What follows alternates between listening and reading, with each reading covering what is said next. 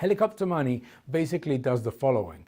The government gives a certain amount of money to each citizen, yeah, so that they spend it. And it's fungible because you cannot save it and you cannot transfer it. So you basically have to spend it in some form in the economy.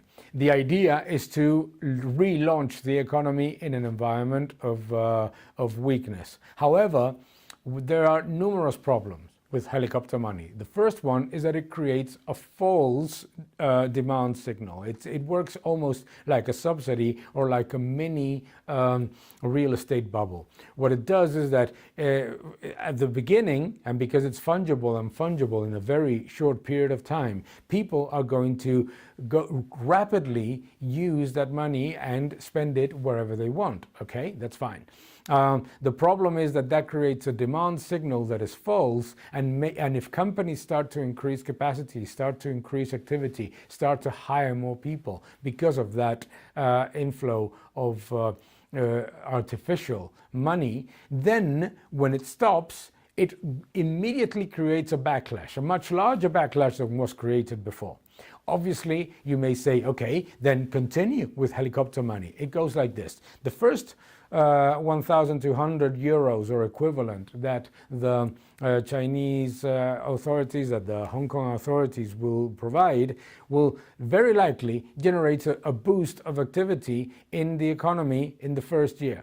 The second one, if you do it, starts to generate diminishing returns. It works almost like a fake subsidy. It works like a subsidy on something that has absolutely nothing to do with a real demand.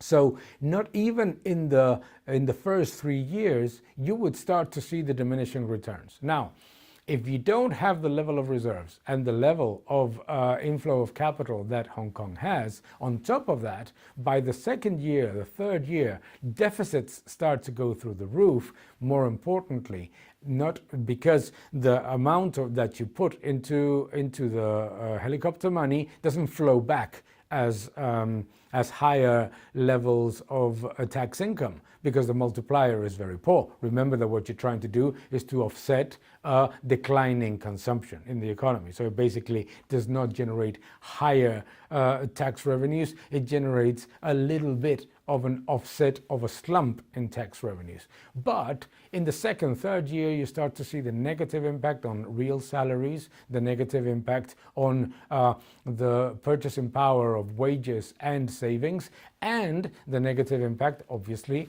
on inflation and the currency of the country.